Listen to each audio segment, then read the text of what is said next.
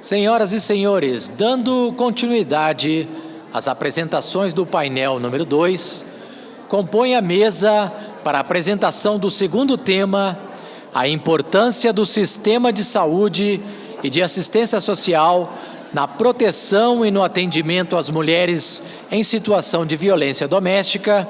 Como coordenador, Sua Excelência, o senhor Conselheiro do Conselho Nacional de Justiça, Valtércio de Oliveira, e como painelistas, a neurocientista e psicóloga clínica do TJDFT, doutora Regina Lúcia Nogueira, e a psicóloga do Ministério da Saúde, especializada no atendimento a mulheres vítimas de violência, senhora Cecília Teixeira Soares.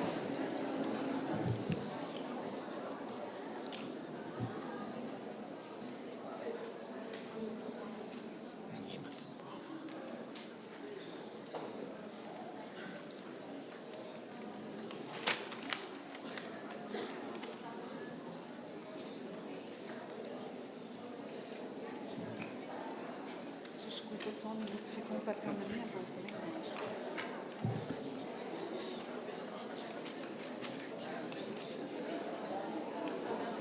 Cadu fica na área. Fica aqui um pouco, Cadu. Que ela pode ter.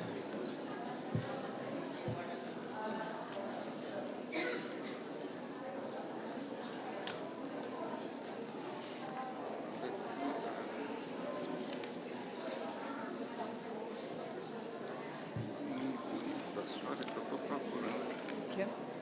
O currículo da senhora, está lá primeiro, né? Deixa eu só ver o que escreveram aqui de mim.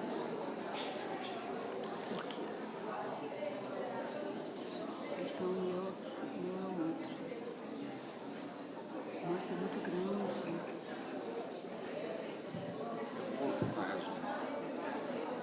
Então, olha só. Vou tentar pequeno. Então, deixa eu só... Pera.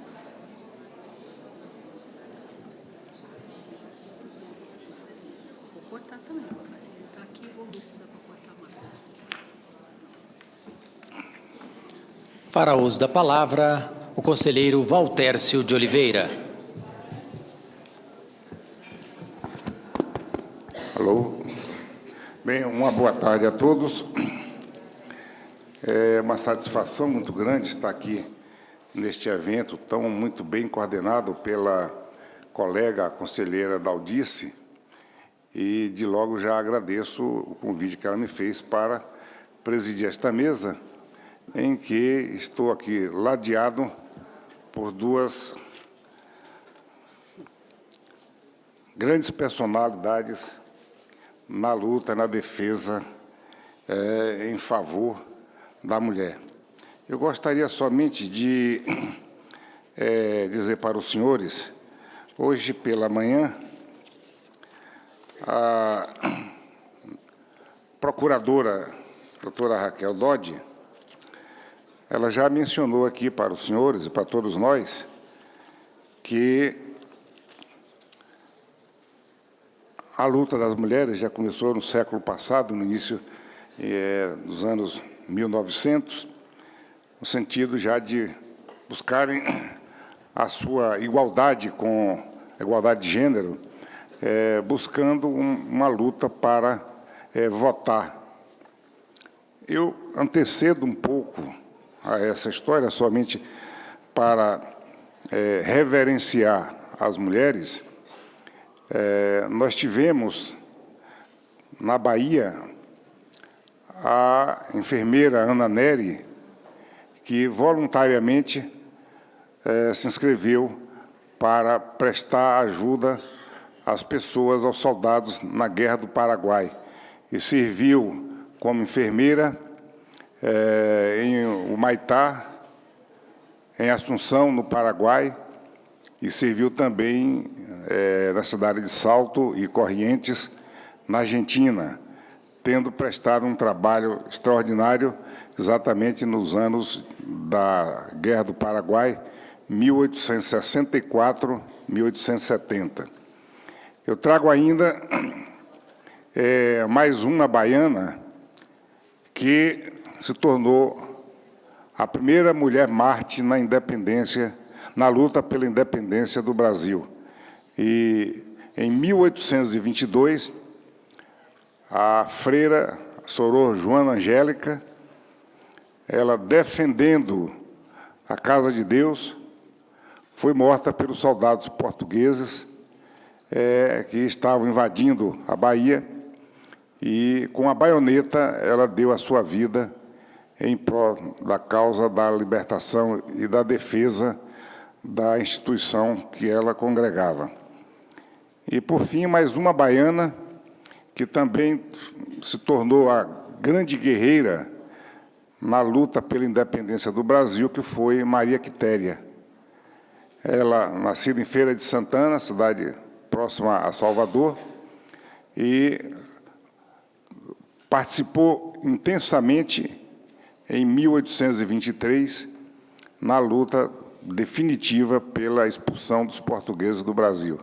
Então, são assim, exemplos de mulheres que, ao longo da história da humanidade, se nós fôssemos relatar aqui as inúmeras mártires e guerreiras que lutaram em prol das suas convicções, o que enaltece cada vez mais a mulher.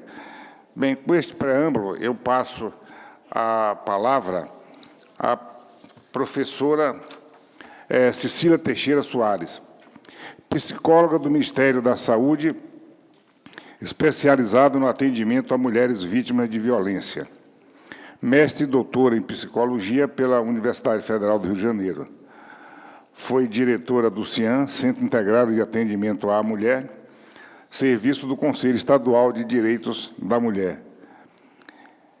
Superintendente dos Direitos da Mulher, o histórico dela aqui, o currículo vitae é imenso. Mas eu só queria ressaltar que ela também é superintendente dos Direitos da Mulher na Secretaria de Estado de Assistência Social e Direitos Humanos do Governo do Estado do Rio de Janeiro e presidiu o Conselho Estadual dos Direitos da Mulher, o CEDIM, entre 2007 e 2012. Integra, desde 2015, o Fórum Permanente de Violência Familiar e de Gênero da Escola de Magistratura do Estado do Rio de Janeiro, EMERGE. É professora do curso de especialização em Políticas Públicas de Enfrentamento da Violência contra a Mulher da PUC, Rio de Janeiro, onde leciona disciplinas Gênero, Políticas Públicas e Cidadania e Garantia e Proteção dos Direitos das Mulheres em Situação de Violência. Com este currículo, que já a credencia para nos brindar com a excelente palestra que a professora Cecília trará para nós. Com a palavra, a professora Cecília. Bom, boa tarde a todas e a todos. É uma alegria estar aqui novamente nessa Jornada Maria da Penha. No ano passado, eu estive aqui representando o Conselho Federal de Psicologia, num grupo de trabalho que fez a revisão do Manual de Rotinas dos Juizados. E conheci muitas pessoas que estou reencontrando hoje, estou muito feliz. E agradeço à juíza Adriana Mello pela indicação para estar nessa mesa. Agradeço na pessoa do conselheiro Valtercio e da conselheira Daldice ao Conselho Nacional de Justiça pelo convite para estar aqui nessa mesa, e agradeço a oportunidade de estar nessa plateia também, né? E dou os parabéns pela organização desse evento e para todos os palestrantes. Estou aprendendo muito hoje.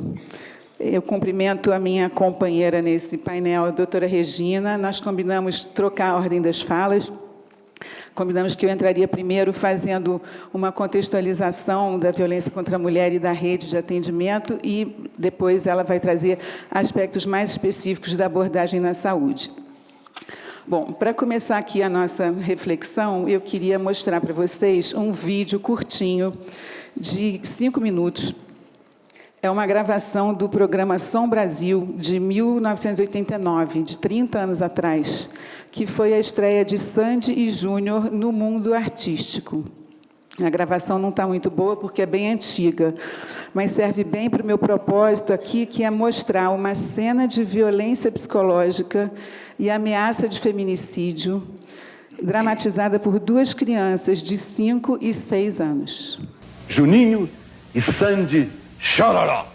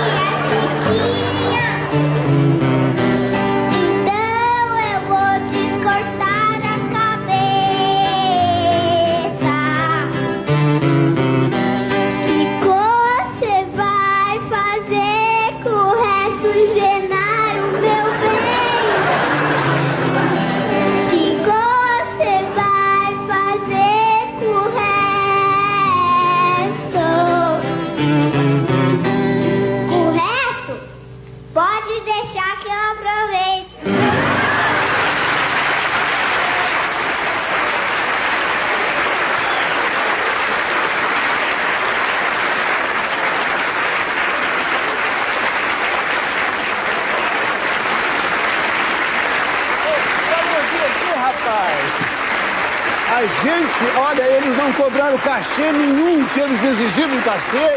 É um troféu pela primeira apresentação em público. Eu gostei muito de ver você com tosse, resfriado. Ele não podia deixar de cumprir o seu compromisso perante o seu público. Parabéns, está aqui o seu troféu.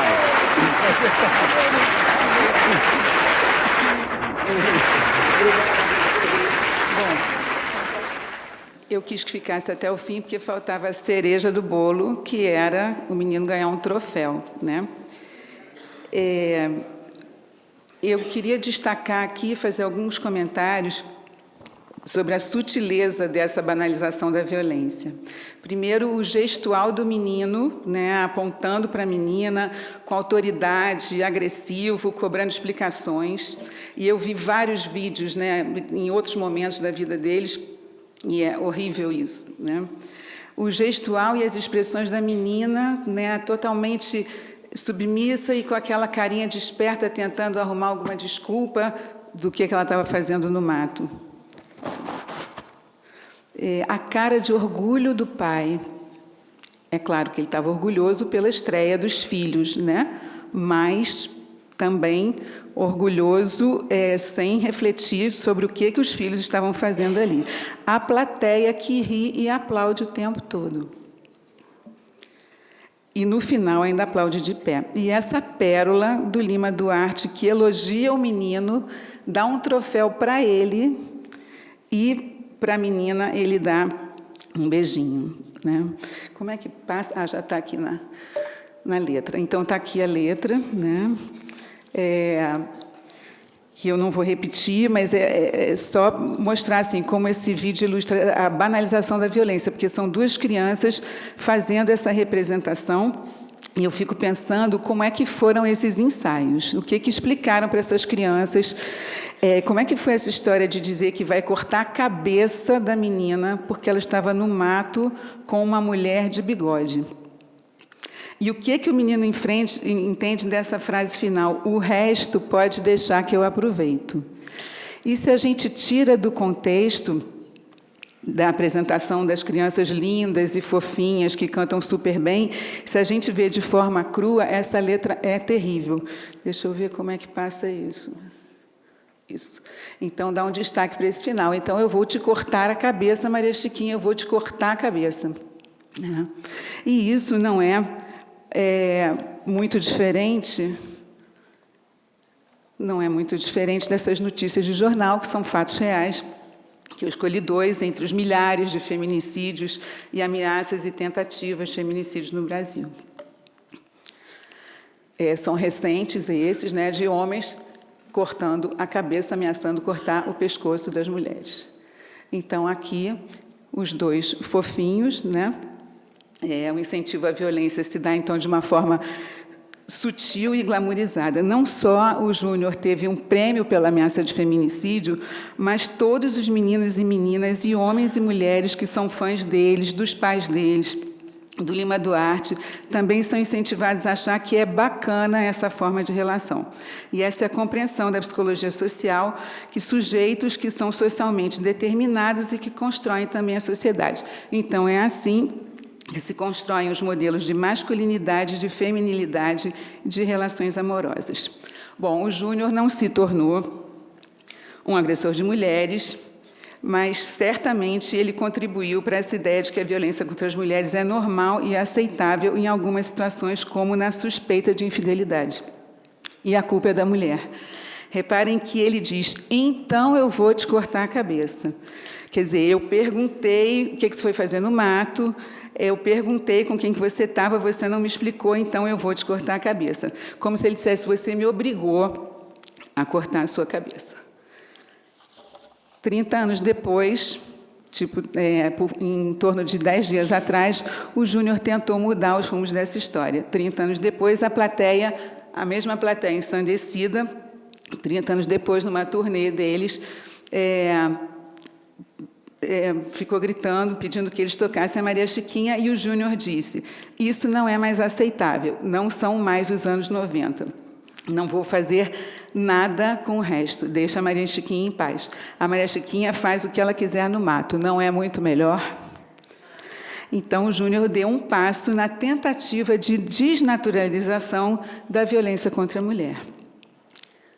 Mas, para a desconstrução, para mudar a história da Maria Chiquinha, a gente tem que levar em conta a complexidade do fenômeno da violência contra a mulher, como também já foi dito hoje. E a gente está falando, então, desse fenômeno complexo e lembrando da etimologia da palavra complexo, que é o que foi tecido junto. E assim podemos entender que a violência cometida por aquele homem e sofrida por aquela mulher se dá num contexto que estimula, naturaliza, banaliza e essencializa a desigualdade e a violência. E essa violência na vida desse casal certamente não começou na hora em que ele diz que vai cortar a cabeça dela. Para tratar, então, de situações complexas, nós precisamos, como algumas pessoas já falaram, da interseccionalidade, da intersetorialidade e da interprofissionalidade. A interseccionalidade vai levar em consideração a conjugação de todas as origens e formas de opressão, gênero, raça, classe social, orientação sexual, deficiência, diversas possibilidades de ser Maria Chiquinha. A intersetorialidade vai precisar do trabalho articulado em rede, segurança, justiça, assistência, saúde, educação e cultura. E a interprofissionalidade é o trabalho articulado de diversos saberes e fazeres. E com essa ideia de todos esses interarticulados, eu trago aqui a definição de rede da Política Nacional de Enfrentamento da Violência contra a Mulher, publicada em 2015. A doutora Jaqueline já falou bastante da rede, falou bastante bem. Vou ser bem breve nessa parte. A rede de enfrentamento engloba a rede de atendimento. A rede de enfrentamento é composta por agentes governamentais e não governamentais, formuladores, fiscalizadores, executores de políticas para as mulheres, e engloba também a rede de serviços de atendimento a mulheres em situação de violência. A rede de atendimento é dividida entre os serviços especializados, serviços não especializados, que são a porta de entrada da mulher. Jura? Faltam 3 minutos. A porta de entrada da mulher. Então, vou pular já vários slides. Os serviços especializados de atendimento à mulher, são esses: casas-abrigos, centros de atendimento, delegacias, defensorias, juizados, promotorias e serviços de saúde, pela definição da política nacional. Vou pular essa pesquisa.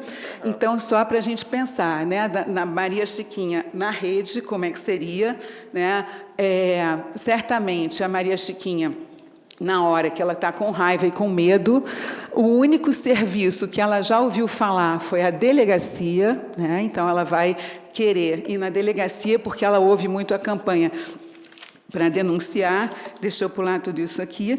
E, na delegacia, ela vai registrar a ocorrência de um crime de ameaça, descrever detalhadamente o fato, tratar os aspectos criminais da situação vivenciada, mas, no máximo, ela vai mencionar que não é a primeira vez que isso acontece com ela. Ela não vai ter um espaço para falar dela. E é claro que a denúncia é muito importante e é o que pode mesmo, em situações extremas, interromper a violência e evitar que as ameaças se cumpram. Mas a denúncia à polícia não é o fim da violência. É o começo de um novo capítulo difícil, cheio de novos espaços, novos personagens, nova linguagem, coisas novas que ela não entende, cheio de decisões que a Maria Chiquinha vai ter que tomar, posturas firmes que ela vai ter que assumir, e ela precisa ser fortalecida e acompanhada. E é na saúde, na assistência social, que ela vai poder encontrar esse espaço. Eu queria destacar, assim, para encerrar mesmo a minha fala, destacar os centros especializados de atendimento à mulher, os centros de referência, que foram criados no final dos anos 90, início dos anos 2000, por essa constatação da necessidade de um espaço para as mulheres serem escutadas de outras formas, que não só do aspecto criminal do que elas estão vivendo.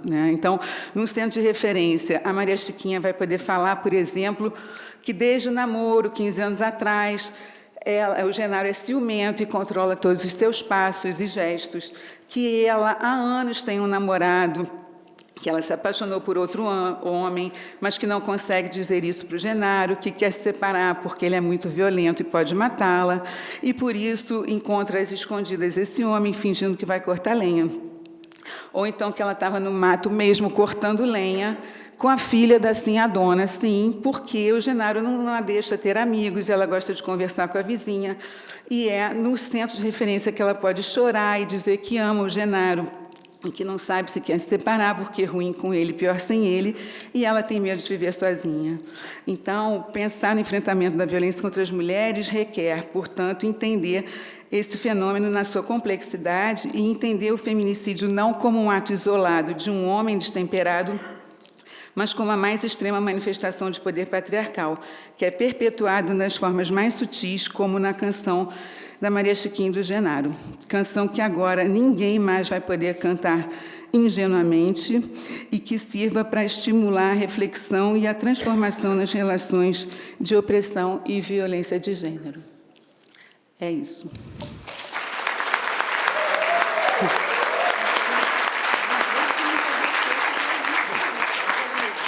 Eu vou marcar aqui no relógio.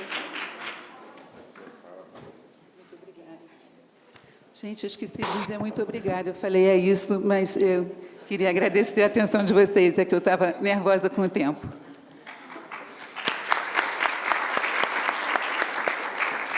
Realmente a professora Cecília nos brindou com um questionamento que eu tenho certeza que ficará presente sempre na mente e no coração de cada um de nós e que, com certeza, seremos multiplicadores de tudo aquilo que nós estamos vivenciando aqui. Sem maiores delongas, eu vou passar a palavra à professora Regina Lúcia Nogueira, neurocientista, psicóloga do TJ Distrito Federal, pós-doutorado em neurociência na Universidade Estadual Paulista, Unesp, doutora e mestre em neurociência pela Universidade de São Paulo, USP, recebeu o Prêmio Internacional do Instituto of Science Information pelo artigo brasileiro na área neurociência farmacologia, mais citada da década do cérebro. Atua principalmente em tratamento e prevenção de trauma com abordagem psicoterapêutica integrada, aprimoramento neurocognitivo de magistrados e outros profissionais de alta performance, diálogo entre o direito e neurociência com enfoque no impacto do trauma sobre o cérebro e em violência contra a mulher. A professora Regina, Vossa Excelência, está com a palavra. Obrigada, conselheiro. Vou para o púlpito. Tá? Vou marcar. Isso.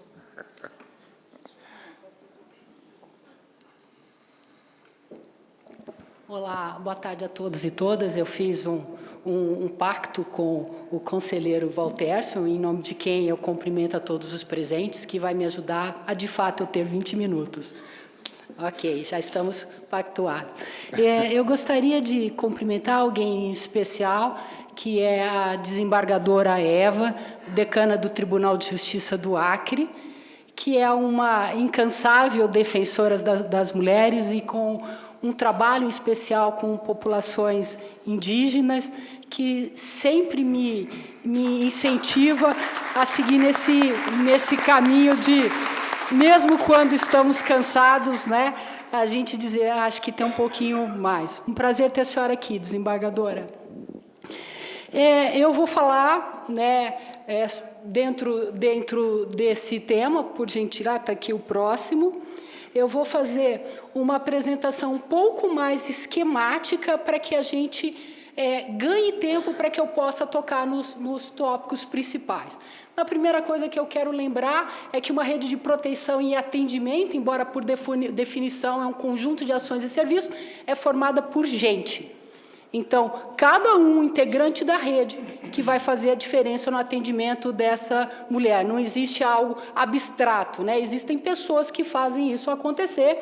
E aí a importância da capacitação da rede, como a doutora Adriana colocou na fala da manhã, e aí a capacitação, tanto para a formação de profissionais, e aí vou falar em especial para profissionais da área de saúde, mas que se aplica a todos, e a capacitação em rede. É um tema que, para a gente que está aqui, é muito familiar, mas não é o que a gente encontra fora dos profissionais que trabalham com esse tema.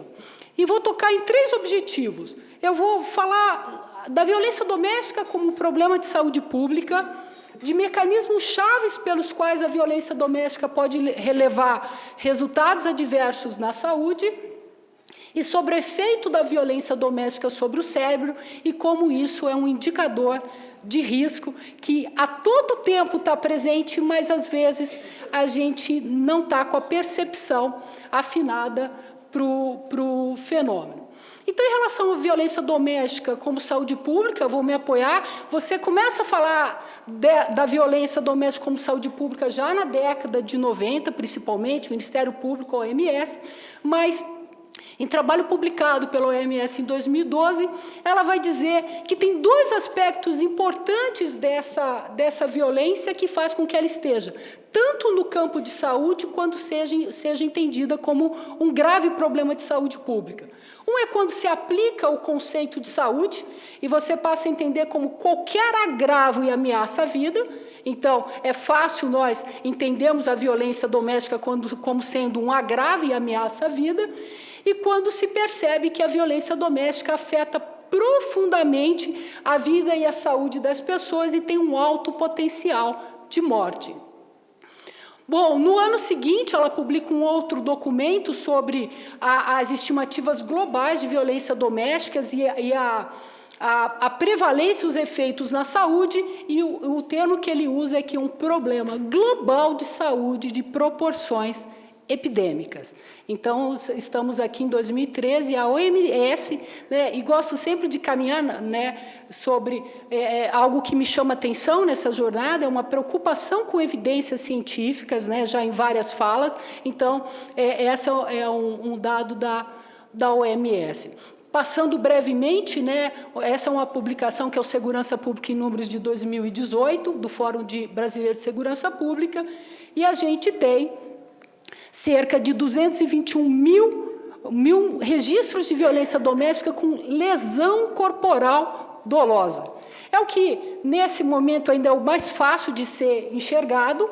Se não fosse, né, a gente falar em 221 mil em 2017, a gente não pode perder de vista, que foi trazido hoje à tarde esse dado, que você tem apenas que 50% não fez nada.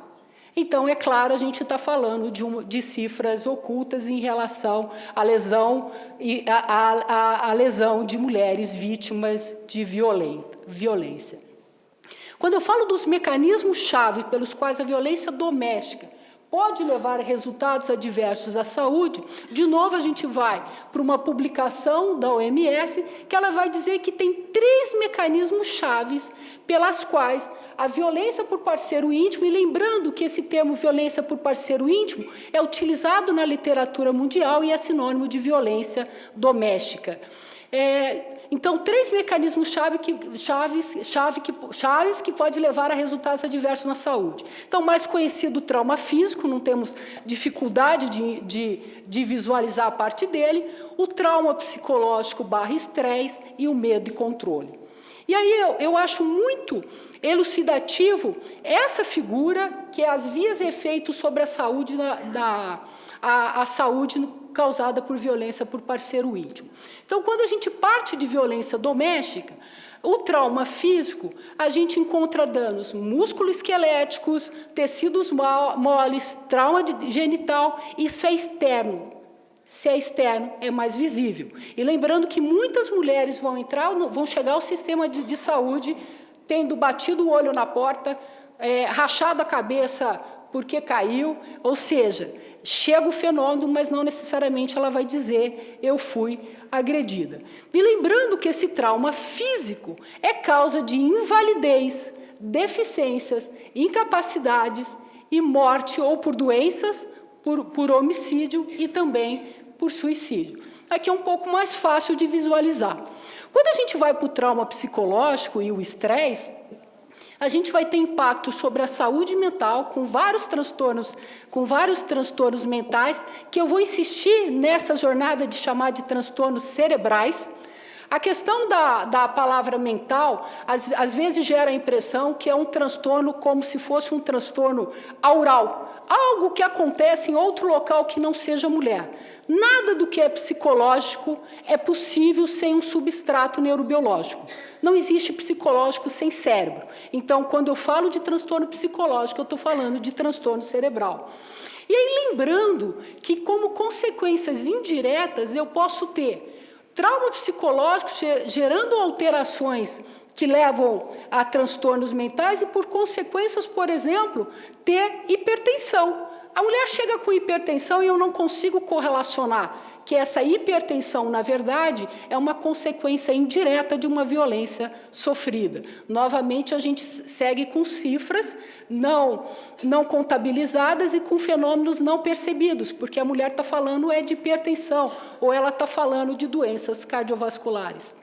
De novo, a gente sempre cai na questão da invalidez, deficiências, incapacidades e mortes por diferentes causas. Eu também tenho, a partir dessa via do chamado trauma psicológico, o que a gente chama de transtornos somatoformes. É o que eles... Tem um termo usado que são as mulheres poliqueixosas. De fato, o que elas relatam é real. A gente está perdendo de vista essa relação causal. Mas isso foi precipitado. Lembra que o que está aqui em cima é violência doméstica. E aí, o que nós temos muito frequente também nessas mulheres com trauma psicológico e estresse, eu insisto, são traumas cerebrais, é o uso e abuso de substâncias, de álcool e de outras substâncias. Outro elemento-chave que a OMS apontou é o medo-controle. E esse medo-controle, por exemplo, pode gerar efeitos sobre controle sexual e reprodutivo limitados. E aí eu tenho ausência de contracepção, sexo inseguro, e, de repente, o que vai aparecer para a gente como fenômeno é bebês com baixo peso ao nascer, prematuridade, perda de gravidez. E eu estou olhando para cá e estou perdendo de vista que o que está antes disso é a violência doméstica. Eu até fico curiosa com esses dados sendo considerados na pesquisa econômica do professor José Raimundo. A gente tem ainda medo e controle interferindo em cuidados sobre saúde, por falta de autonomia, por dificuldade para procurar cuidados e outros serviços, e um impacto muito importante é sobre a saúde reprodutiva e sexual. Por exemplo, gravidezes indesejadas, a gente fala do aborto, mas não fala, às vezes, com a relação de uma gravidez indesejada nesse ciclo causado por uma violência doméstica. E vale perceber, que esses fenômenos se relacionam. O medo-controle pode produzir saúde mental, um dano aqui pode causar transtorno mental, que pode interferir, ou seja, são fenômenos interrelacionados. E aí aponto que a lógica do judiciário de nexo causal não é a mesma da epidemiologia. A gente tem, sim, aquela relação soco produzindo hematoma, mas eu posso ter o que a gente chama de causa necessária, mas não suficiente. Ou seja, todas as mulheres que passam por violência doméstica vão ter transtorno mental? Não. E aí eu tenho, por exemplo, a história do HIV. Alguém pode entrar em contato com o vírus HIV e não necessariamente desenvolver a AIDS. Ou seja, a gente tem um outro desafio.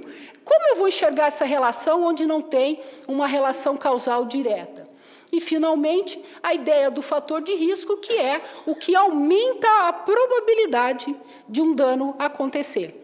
Tenho como controlar? Não. Mas algo que tem sido discutido é, a partir do momento que alguém faz o dano, ele está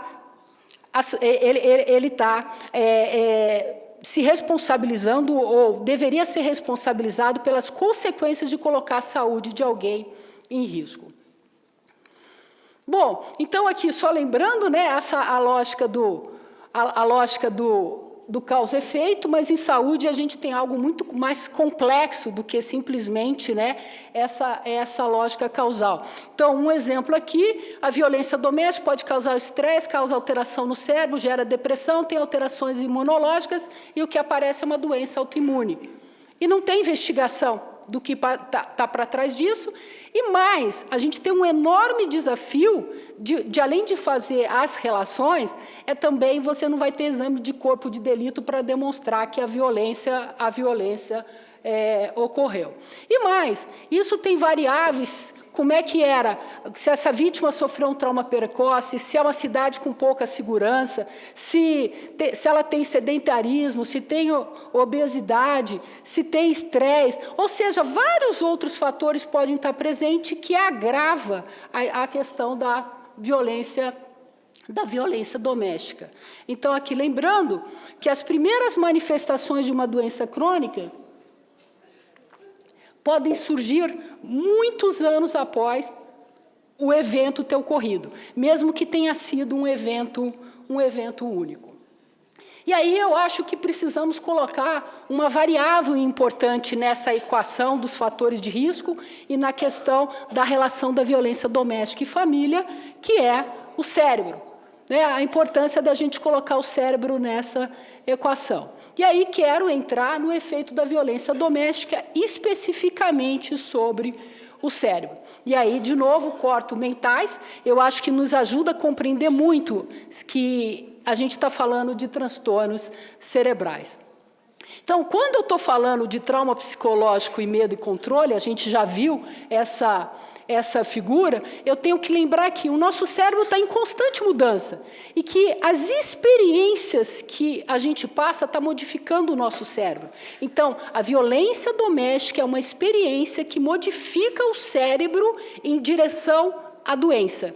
E aqui vale lembrar, esse é um estudo, vocês vão me permitir trazer... aqui são neurônios, aqui é um neurônio no cérebro normal. Diante de situações estressoras, eu tenho diminuição de número de dendritos. Eu estou falando de atrofia de neurônio. Eu estou falando de menos neurônios que nasçam. Eu tenho falando de menos fator do crescimento, hormônio do fator do crescimento. Então, eu estou dizendo o seguinte, embora a gente não veja, a gente só consegue enxergar a violência externa, está acontecendo um mundo de danos internos que, infelizmente, a gente não consegue visualizar, exceto por sintomas. Aí, falando sobre o medo, essas alterações de neurônio ocorrem, por exemplo, numa estrutura importante, que é o córtex pré-frontal, que nos permite vários comportamentos que nos diferencia como espécie. Fazer gestão de emoção, ter raciocínio flexível, regulação emocional, atenção e concentração, planejamento. E o que eu tenho aqui? Essas funções prejudicadas. Então, eu estou falando de mulheres que, por causa desses danos cerebrais, têm sua capacidade de autonomia e de própria percepção da violência prejudicada. Bom, aqui só para lembrar que o estresse vai ter efeito sobre inúmeros órgãos do organismo que vai dar para explicar, por exemplo, a relação de violência doméstica com uma mulher poliqueixosa. Violência doméstica e trauma é o segundo ponto que eu quero trazer. E vocês me permitam não seguir pontuando para a gente poder trazer mais tópico. Lembrar que trauma é qualquer dano causado pela exposição a um episódio concreto ou ameaça de morte, lesão grave ou violência sexual. É fácil fazer a correlação com a violência doméstica. Quero, de novo, pontuar que o trauma causa alteração de áreas cerebrais importantes, que eu não vou relatar a função de cada uma dessas áreas, mas a gente viu, por exemplo, a relação com o córtex. A gente pode citar, por exemplo, que há um aumento do tamanho da amígdala, uma estrutura importante para a percepção de medo. Dá para entender porque muitas dessas mulheres são hipervigilantes, passam a ter medo de tudo. Isso é por uma alteração cerebral. E quero focar aqui, então, que o trauma, devido a essas mudanças na neurobiologia do cérebro, ou seja, devido aos danos internos que a gente não consegue enxergar, e é difícil enxergar isso até no contexto de pesquisa, vai causar alterações neurológicas, biológicas, psicossociais e, como bem trouxe, né, a professora doutora Cecília, um enorme impacto social. E aí lembrar que essas mulheres vão apresentar uma série de comportamentos que às vezes a gente não está entendendo. Então, por exemplo, elas vão ter sintomas de intrusão, elas começam a ter pesadelos, elas começam a rememorar rememorar as experiências vividas, elas vão começar a evitar pessoas, situações, circunstâncias que lembram aquela experiência vivenciada, elas vão ter alterações de cognições e humor, por exemplo, sente-se alienado de outras pessoas, a contração de afeto, crenças negativas, elas vão ter alterações marcantes na situação e na reatividade associados ao evento traumático. Então, aqui, olha, uma hiperexcitabilidade. Então, a mulher, o tempo todo, ela está contando para a gente o que está acontecendo com ela. Tudo nela diz, eu sou uma vítima de violência. Mas, às vezes, nos faltam ainda, a gente começou falando de capacitação, o repertório que nos permite visualizar esses danos que estão acontecendo. E agora, partindo para a parte final, violência doméstica e lesão cerebral, traumática. Do que eu estou falando? Bom, trauma físico, a gente está enxergando o que está acontecendo externamente. Internamente, para vocês terem uma ideia, os locais mais comuns de lesões não fatais em vítimas de violência, e aí, assim, né, minhas colegas da psicologia poderiam explicar esse fenômeno, porque a cabeça é muito visada na violência doméstica, mas é cabeça, pescoço e face. E lembrando que vítimas de violência doméstica não usam capacete. A gente consegue entender isso em várias áreas de atuação, a importância do capacete, mas as nossas mulheres não têm como utilizá-los. E aí, o que eu tenho? Esse é um artigo, essa é uma revista sobre agressão, maus tratos e trauma. A última edição agora da semana passada trouxe todo um volume explicando o quê? A alta taxa de lesão cerebral. Lesão cerebral, gente, neurônio morreu. É isso que eu estou falando de lesão cerebral. Em vítimas de violência doméstica. Então, depois, se alguém quiser, tem uma revista toda aí, um periódico científico, mais do que uma revista, para a gente ler. E aqui, essas lesões cerebrais são causadas por golpes na cabeça, estrangulamento, porque no estrangulamento, afogamento, falta oxigênio. Sem oxigênio, neurônios morrem. É o que acontece no AVC, né? Os neurônios morrem por uma outra causa, mas é isso. Movimento violento da cabeça, todo mundo consegue compreender isso no acidente, aquele efeito chicote. Então, sacudir, opa, quase caiu a cabeça da mulher, e queda causada pela própria violência.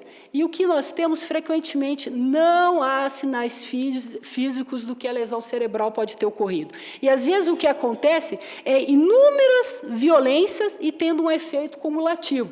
Esse é uma foto real de morte neuronal antes e após a lesão, né? Então, após a lesão, aqui, mortes neuronais, mas, para vocês terem uma ideia, esse é um artigo científico utilizando metodologia da biofísica para conseguir fotografar esse tipo de efeito.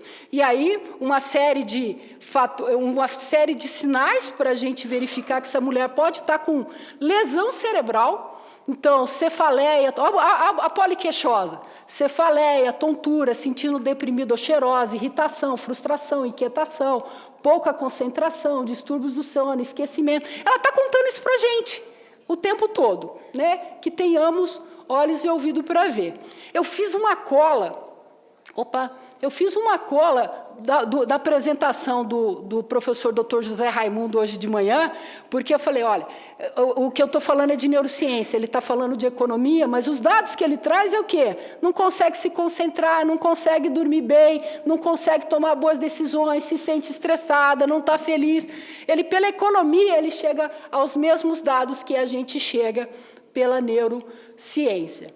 E aqui é uma fala, né, de uma enfermeira-chefe do hospital da Universidade Johns Hopkins, que é, sempre que uma mulher abusada entra no sistema, perguntamos sobre possíveis lesões na cabeça, lesões cerebrais por estrangulamento e socos na cabeça ou no rosto. Então, uma pergunta importante para nós estarmos fazendo.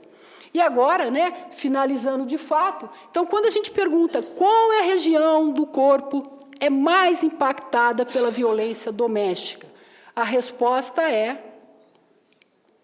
está aqui, é o cérebro. É o cérebro humano que é o mais impactado e vai causar uma série de efeitos que a gente não consegue relacionar diretamente. Mas lembrando que a relação de causalidade direta não é a única. E aqui, então, devido ao impacto, estou voltando, vamos de novo, devido ao impacto da violência doméstica sobre o cérebro por diferentes vias, essas mulheres podem estar tendo problemas para planejar o futuro, tomar decisões sobre sua segurança, elas mesmas não percebem que elas estão em perigo, comparecer a compromissos, fazer seu trabalho, e muitos de nós estão se perguntando há anos, o que está acontecendo com elas? Então, eu vou um pouco contar o que está acontecendo com essas mulheres. E termino por aqui. Obrigada.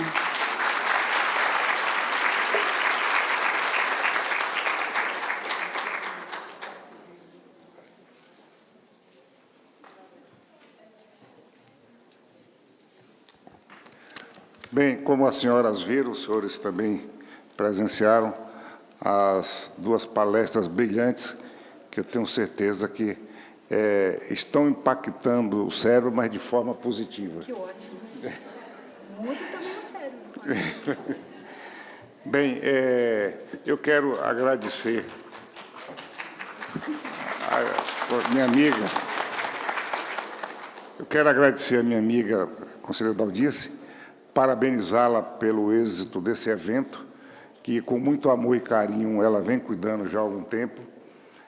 Dizer que ela logo estará se afastando do CNJ e deixará uma lacuna que não será preenchida tão fácil, porque as pessoas são diferentes, o conhecimento, a capacidade, a competência, sem sombra de dúvida, vão prevalecer, porque os escolhidos são pessoas de alto gabarito. Mas essa simplicidade no lidar com a gente, essa simplicidade, essa entrega, essa doação, esse acreditar naquilo que ela faz, realmente é um diferencial. E somente para encerrar, antes de declarar encerrado este painel, eu vou relatar uma confidência para os senhores. Certa feita eu cheguei no CNJ, numa sessão, e cheguei de terno branco, que é comum lá em Salvador, a gente usar terno branco. E aí a Daldice logo me botou o nome de Dorival Caymmi. Então, para não fugir à regra, eu peço licença para fazer uma homenagem às mulheres, tentando cantar uma das músicas, para mim, mais belas do cancioneiro popular. E eu digo para vocês: bate outra vez, com esperanças o meu coração, pois já vai terminando o verão, enfim. Volto ao jardim, me ajude aí. Com a certeza que devo chorar, pois bem sei que não queres voltar para mim. Queixo-me as rosas, mas que bobagem, as rosas não falam, simplesmente as rosas exalam o perfume que roubam de ti. Ai, o perfume que roubam de vocês é que os homens têm que entender que é trazido das rosas. Então, com isso, eu declaro encerrado esse painel.